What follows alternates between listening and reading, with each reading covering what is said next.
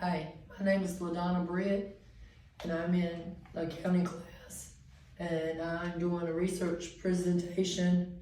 And the company I chose is Fossil Group. Excuse the raspy voice. I have been sick for a couple of days, so I'm going to struggle through this. Why I chose the Fossil Group is I can think of it as being a very good company. It's very profitable. It has been in business for many years. The fact that two brothers actually started it is more interesting to me also. But through the years, the company has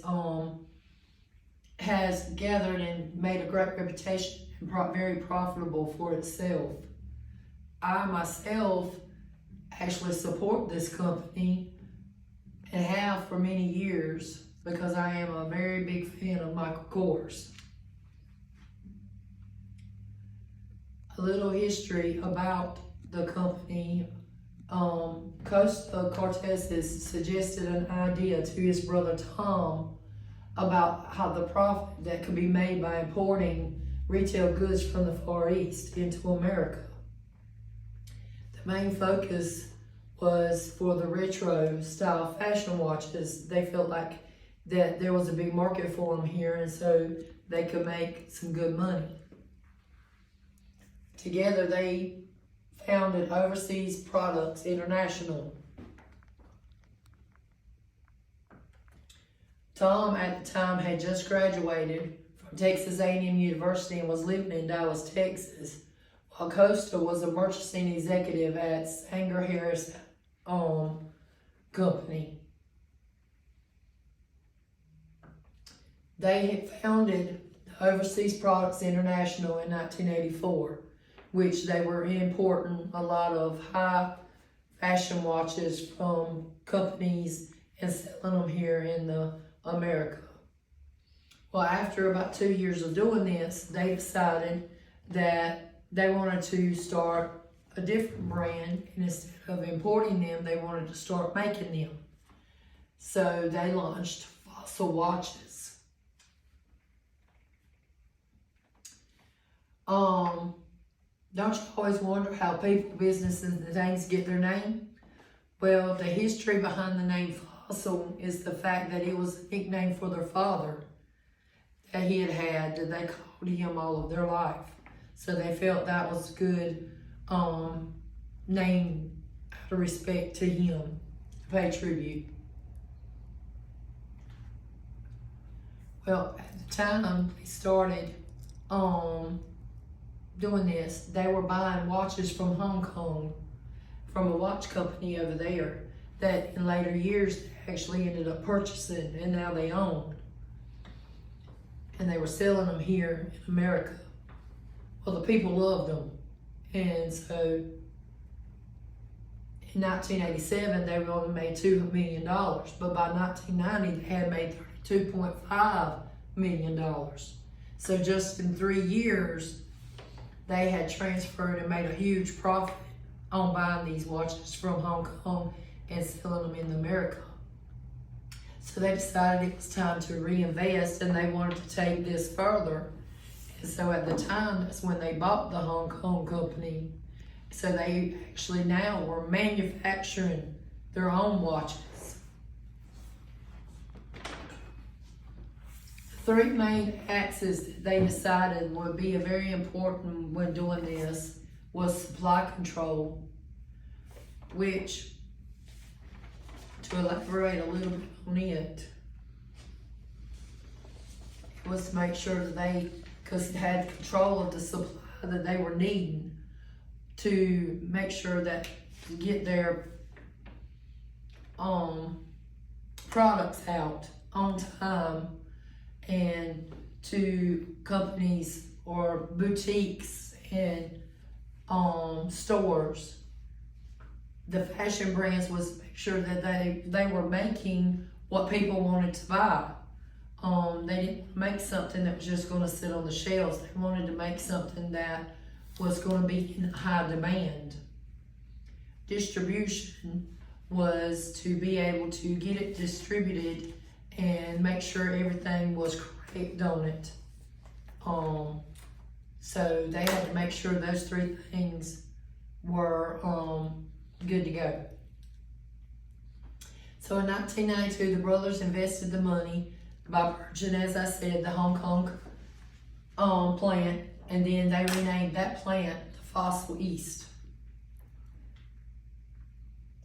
Throughout the years, the company continued to purchase from Hong Kong and China, but by 2011, they were a customer to 40 different watch-making companies that they were buying. Not only companies that they were making their own, they were buying components from other companies. So they were supporting their brand.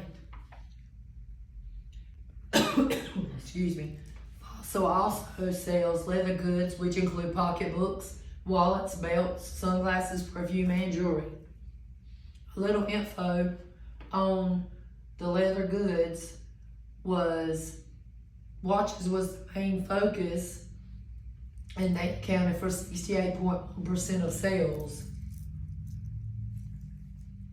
And they even started partnerships with famous people who had their own name brands, such as Armani, Dookie, Michael Kors is my favorite, Marc Jacobs, Adidas, Blueberry, just to name a few. But at the time, they also owned their own companies such as Zodiac and Michelle Watch and Replica.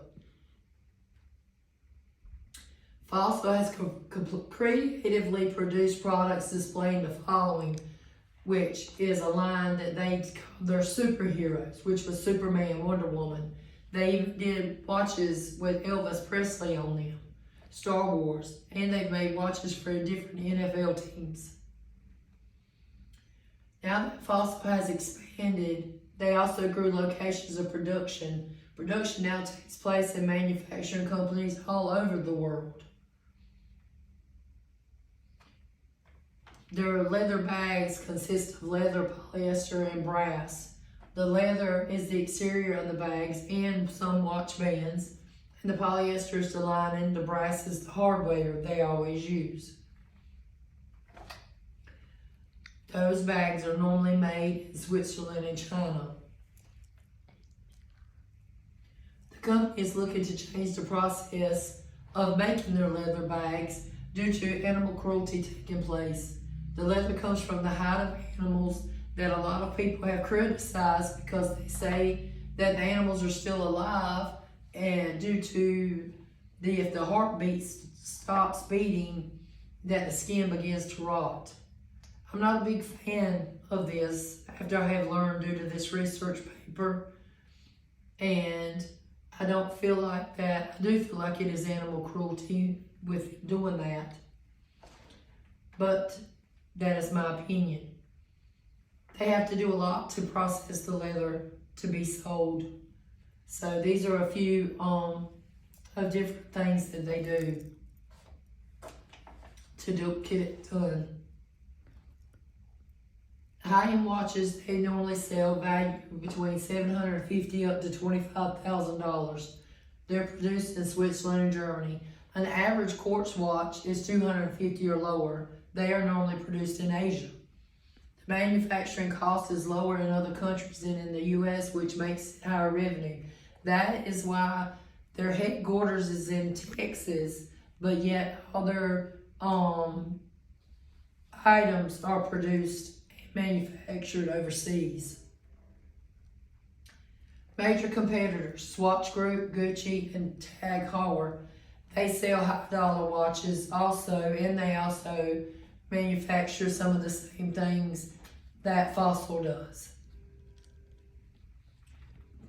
In my conclusion to my research paper, I have decided that I have bought a lot of Michael Kors pocketbooks, wallets, watches, but I am not a big fan of the deal that I have found out about the leather. And I don't know if I'll be purchasing any leather goods from them anymore. But as far as a company, they're very reputable and respectable. And if they can get that changed, then they'll be good to go. That is the end. Thank you.